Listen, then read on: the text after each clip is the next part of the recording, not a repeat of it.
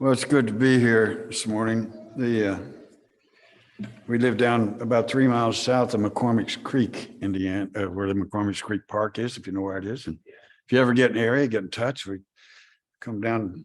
We have a beautiful lake you can come swim in, and kids love the place. Basically, I just say I forgot a lot of things this morning. One, I forgot my picks. I love it to come into a church, Unitarian Universalist Church, and on a table out there's the trump cards. You've seen these trump cards out there? It says free. I thought it'd take the whole box, but anyway, I needed a pick, so I pulled one of those cards out, and it actually worked. I had to cut it up. I guess since it was free, I don't have to pay the damage. But if you turn it over, it says strong misleadership skills. So whoever put that out there, thank you. You saved my life with that, because I don't play guitar without a pick. We're honored to be here. I visited here one other time when you were in a different space. It's been several years ago, and it wasn't too far from here, I think, fairly close. And so I kind of was confused when I got here this morning, but thankfully Siri works, and tells you exactly where to turn and things like that. Questions, a good place to start. The times in which we live provide few answers, perhaps no times ever have. 3 ancient questions provide a place to start. The sermon title is a bit misleading. It lists 3 questions, but actually there are 4. I just didn't want to list where twice. That's who, where, and why. I want to spend a few minutes on 4 questions. Many years ago, I discovered the 4 questions by which the Hopi people taught their children. The Hopi make up the oldest continuously living community on this continent we call North America. By their reckoning, they have existed on or near the Black Mesa of Arizona for more than 25,000 years. The name Hopi translates as peace. That is not to say that all Hopi have always been peaceful. It is to say that peace was foundational to their way of life and belief. As with many indigenous peoples, the Hopi people, kinship is matrilineal rather than patrilineal. That you know your kinship, your clan, by your mother, not your father, which I think has to do, it has a great influence on how peaceful you are to believe. I just happen to believe that. And women were also much more involved in decision-making in matrilineal communities. I like the Hopi creation mythology, expressed in their oral histories better than any other creation mythology I've ever read. I really, creation mythologies, all these beliefs and doctrines and so forth, the beliefs of some people as opposed to others, all of them arise out of the questions implied in our existence, And you can imagine the early people, somebody drops dead, and you have to understand, well, why? Or a birth comes, you have to say why, and how, and all those questions give rise to these mythologies of how we got started. The Hopi believe their myth states that their people emerged from the womb of the earth in a place, the Black Hole it's called, on the Black Mesa in Arizona. I've been out there, and it's a very sacred kind of place. The last instruction given before emerging from the womb, the earth was the womb of our birth. Their last instruction of the guide who brought them out of the womb of the earth and onto the Black Mesa was to go onto the surface of the earth and discover what it means to be a human being. And when people ask me about my religion or my philosophy and so forth, I want to be clear, that's all I am. That's all I do. That's what I go for. I want to know what it means to be a human being. Beyond that, I don't know very much. And even at that, I'm not sure of my own philosophy. It's just a faith, after all. It's not a certainty. And I could be wrong. The 4 questions that they use to teach their children and teach them on their journey to discovering what it means to be a human being. Who am I? Where did I come from? Where am I going? And why am I here? Just an aside, many years ago, my two children and Glenda, my wife, gave me a T-shirt with those 4 questions on it, and they had a 5th question at the bottom. Said, it said, "Who am I? Where did I come from? Where am I going? Why am I here? And then where are the cookies?" So those 4 questions I want to explore this a little bit this morning. And if anyone knows the answer to the 5th question regarding whereabouts of cookies, I would appreciate some enlightenment. By the way, I want to say about the music this morning, thank you very much. I could go home and feel like I've been to church just hearing your music. Wonderful. Seriously, I suggest that those 4 Hopi questions might be a path to enlightenment with regard to being a human being and the meaning of being in community. Who are we? Where did we come from? Where are we going? And why are we here? For those of you new to Unitarian Universalism and don't know our history, it's important to remember that we were born out of Christianity. That's our beginnings. The early Christian communities of the Roman Empire, there were no doctrines. There were all kinds of things that people believed. Some people believed Jesus was God or the Son of God. Some people believed that Jesus was a human being. Some people believed that people would go to hell if they didn't become Christian, and some people didn't believe that. So the Unitarian, the one God idea, was already there, because some of the early Christians says Jesus couldn't be God because there's only one God. And Universalism, the idea that there is no hell, was already there, because those who believed that Jesus was Savior believed they saved the whole world. And the interesting thing about the early Christian community is there was all kinds of different beliefs. The only common denominator of the early Christian church for over 200 years was that Jesus was a pacifist and we could not kill one another. That's the only common denominator I find in all the writings of the early church before 325 AD or 315, wherever it was there, when Constantine had a wet dream and decided to become a Christian. Basically he was in a war. I probably shouldn't have said it, but he was in a war. He was in a war and he was being defeated by the invaders because the Christian community had grown so large, and the Christian community refused to pay taxes because of war, and the Christian community refused to fight, to kill. Some of the early bishops actually said, you can carry a sword, you can be in the army, but you cannot kill a person. And that was clear all the way up to 315 to 325 AD. When Constantine had this dream and came out of the tent and said, I had a dream, and the sign was in the sky, in this sign conquer, and it was a cross. The early church symbol was never the cross until then. The symbol of the church, the Christian community, was a fish, because they were instructed to feed the people, to care for the poor, to love one another, to be a community. Constantine made it a warring religion. And the cross, which I've always found a little distasteful, well, not always. I mean, I grew up in a holiness tradition, began preaching when I was 15 years old, and I would have condemned you all to hell in a minute. If you'd have been in my tent revivals, you'd have been in trouble. But the cross, it seems to me, for that to be the symbol, says that God had to kill his own son in order to forgive us, which is a very strange way to start out, God should have gone to an anger management course, that would have worked better.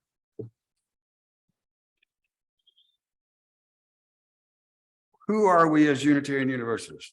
We began in that Christian tradition, and then came in all the other influences in our history up through transcendentalism. And now our church in Bloomington we have pagans, we have Christians, we have Jewish people in our church, we have Muslim people in our church, we have Hindus, we have Buddhists, people, we have atheists. Really? I tell people that, say, really, atheists come to church? Yeah, they do. And the secret to me is being kind to one another, accepting the fact that we don't know, and therefore we have to accept one another, and we believe certain things. It might be a good idea for every UU church to spend some time with these questions. And as we are doing as a whole right now with the Article 2 discussion in the national church and the larger community. I don't have time to deal with that today, but I would remind Unitarian Universalists that we're not set in stone. The concrete hasn't set up. We are reborn with every generation, and young people are teaching us a lot of things. So let's be kind with each other through that process. In order to determine where we're going, it's important to know whence we have come. And I really don't have time to, don't want to take time about institutional issues this morning. I'd rather speak about what it means to be a human being, because it is incumbent upon each of us to answer that question for ourselves before attempting to define it as a collective. Who am I? Where did I come from? Where am I going? And why am I here? There are 4 questions by which we might discover what it means to be human. And as I've considered these questions over several decades since discovering them, I've come to believe that being a human being is more than the arrangement of our DNA, more than the size of our brain, more than our work, more than our profession, more than the color of our skin, more than our fears. I believe that being fully human requires loving and being loved and embracing the power of love.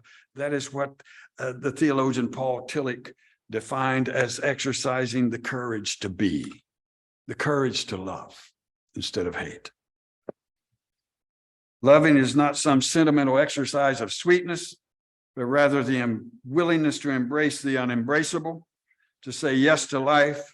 It ain't easy, it ain't always soft, and it is not always without pain.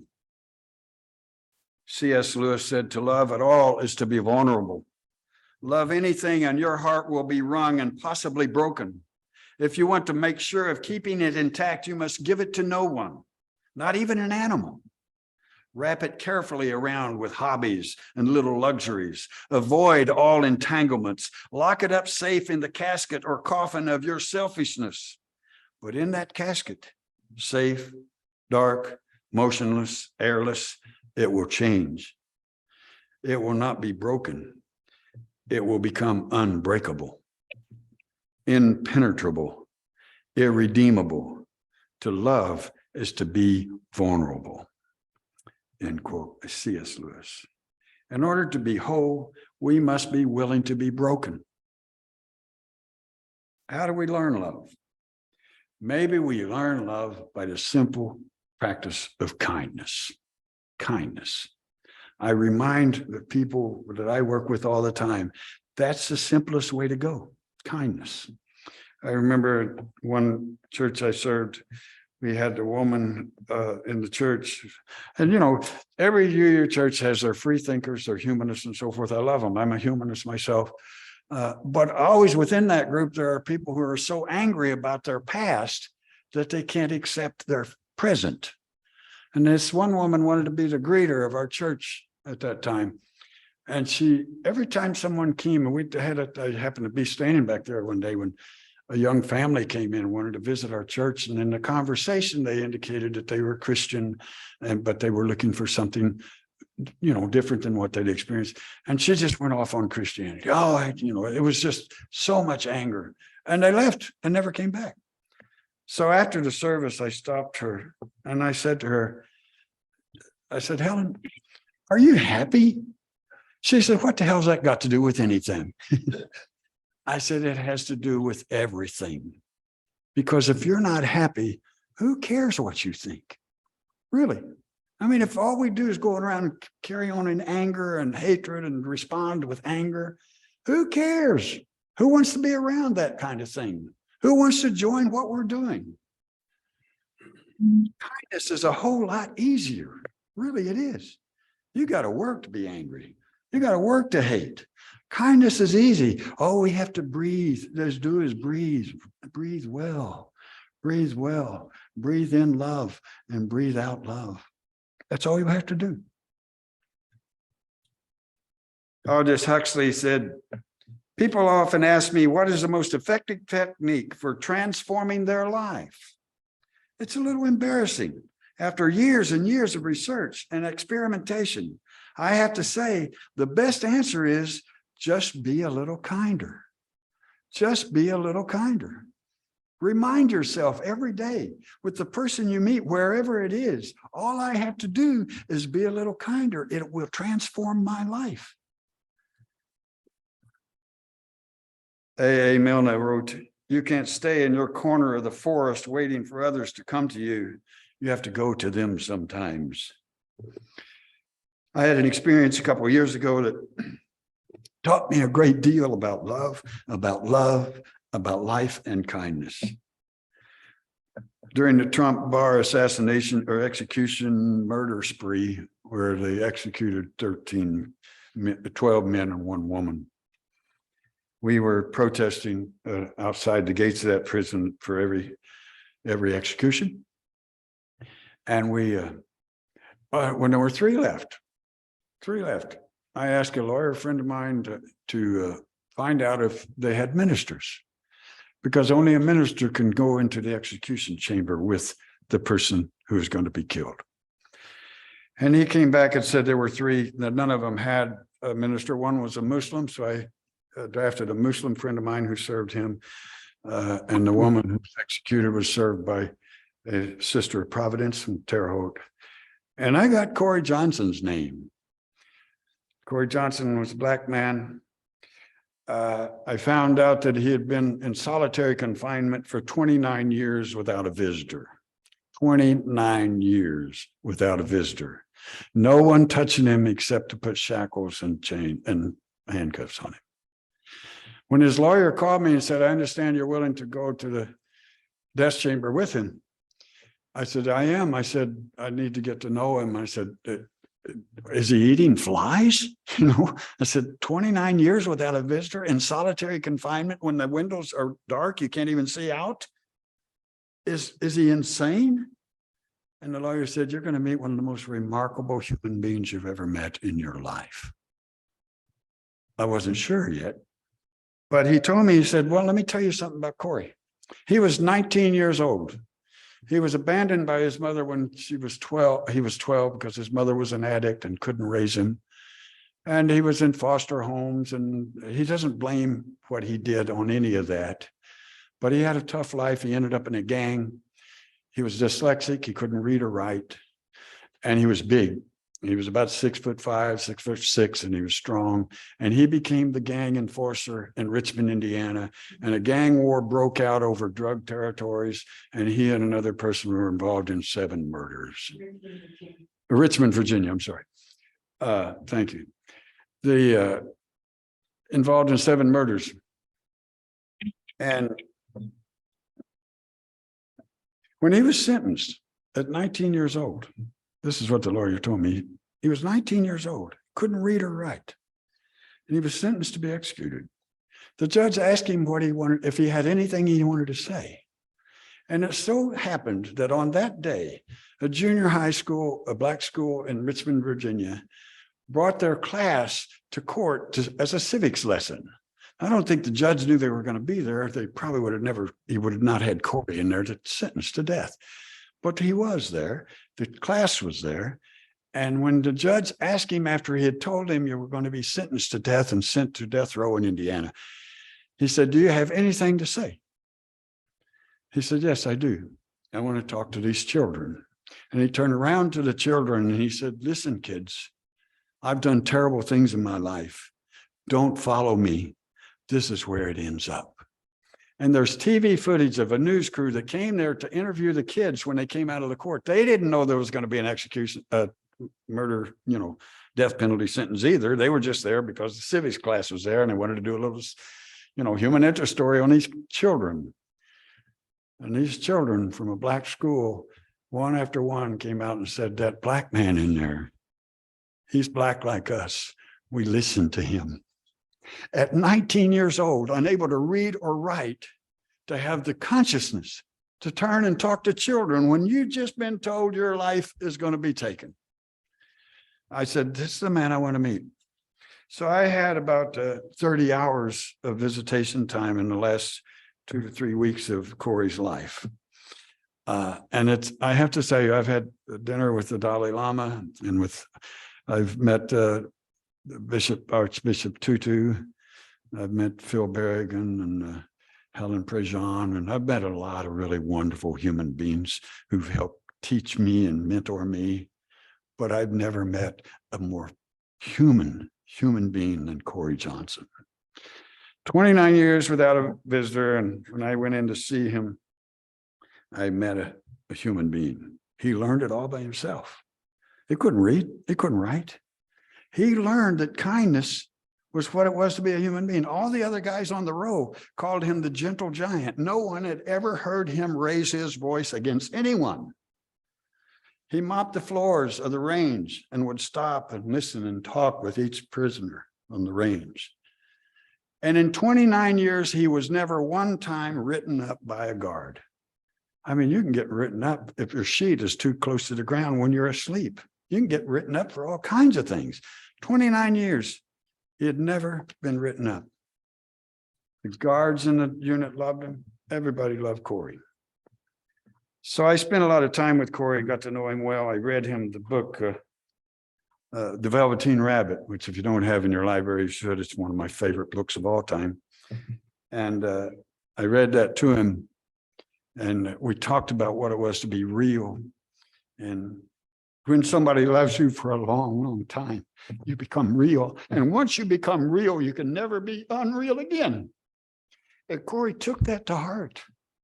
He loved that story.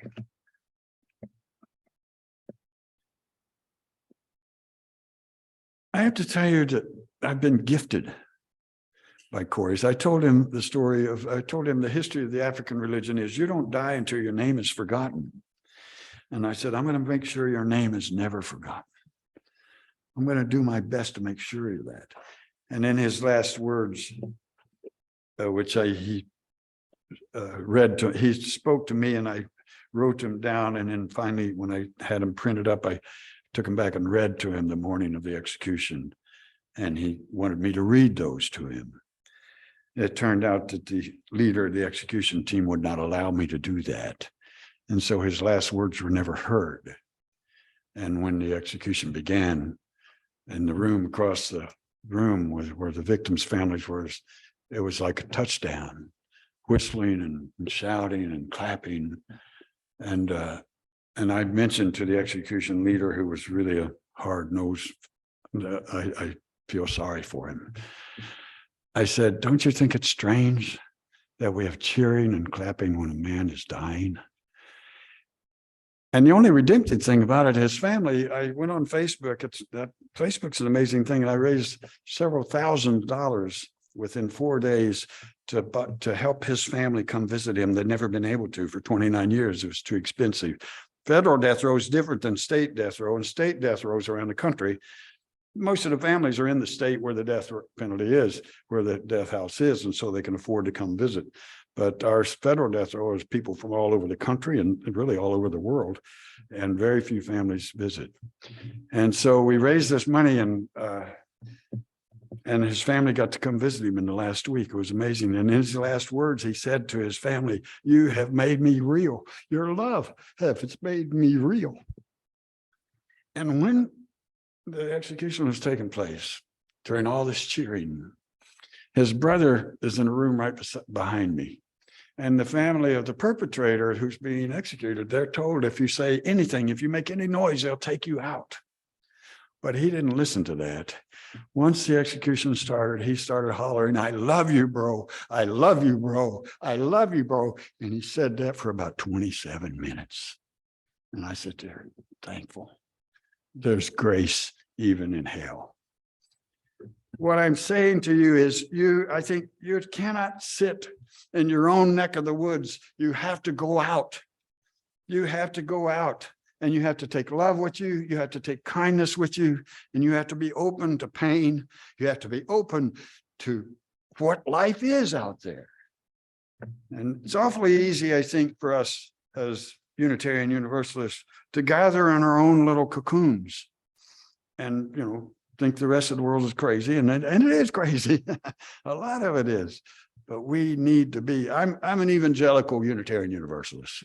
I think we ought to be telling people about this. I think we ought to be inviting people to come in. I don't think we're just coming here to a little club.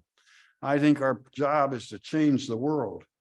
And we do that one person at a time, and we do it with kindness. I know we're running late here. I'm going to do one last thing. I'm going to read to you Corey's last words, because nobody heard them, because I wasn't allowed to read them. This is a man who's 19, or who's been in solitary confinement 29 years without a visitor, from 19 years of age to 49. Is that right? It is, something like that. I don't do math very well.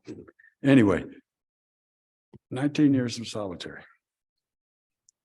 And he said his last words, I want to say that I'm sorry for my crimes. I wanted to say that to the families who were victimized by my actions, and I want these names to be remembered. Remember, you don't die until your name is forgotten. I want these names to be remembered. Lewis Johnson, Anthony Carter, Dorothy Armstrong, Curtis Thorne, Linwood Childs, Peyton Johnson, and Bobby Long. I would have said I was sorry before, but I didn't know how. I hope you will find peace. To my family, I have always loved you, and your love has made me real. On the streets, I was looking for shortcuts. I had some good role models. I was sidetracking. I was blind. I was stupid. I am not the same man that I was. To the staff of the SCU, that's Special Confinement Unit, Death Row. To the staff of the SCU, thank you. You have been kind. The pizza and the strawberry shake were wonderful, but I didn't get the jelly-filled donut that I ordered. What's with that? He said, this should be fixed. You could surely find a jelly-filled donut in Terre Haute, for God's sake. Thanks to the chaplain, you have been kind. Thanks to my legal team. Don has been more than a lawyer. He's become a friend. I'm thankful to my minister. I'm okay. I'm at peace. Corey Johnson discovered what it means to be a human being, all by himself, in a room locked up. If he can do it, we can do it. If he can do that, we can do that. We've established that it ended up at the end that the lawyers agreed to pay all the expenses of the family. And so we gave that money to Sisters of Providence, and now we have a Corey Johnson project to help families visit death row. And the committee's meeting again this week to take some requests from families who've never been to get there. So Corey's name is going to be remembered for a long time. You know, life really, we make it hard, we make it difficult, we make it complicated, and it's really very simple. As Kurt Vonnegut said, you just have to be kind. Just be kind. Blessed be.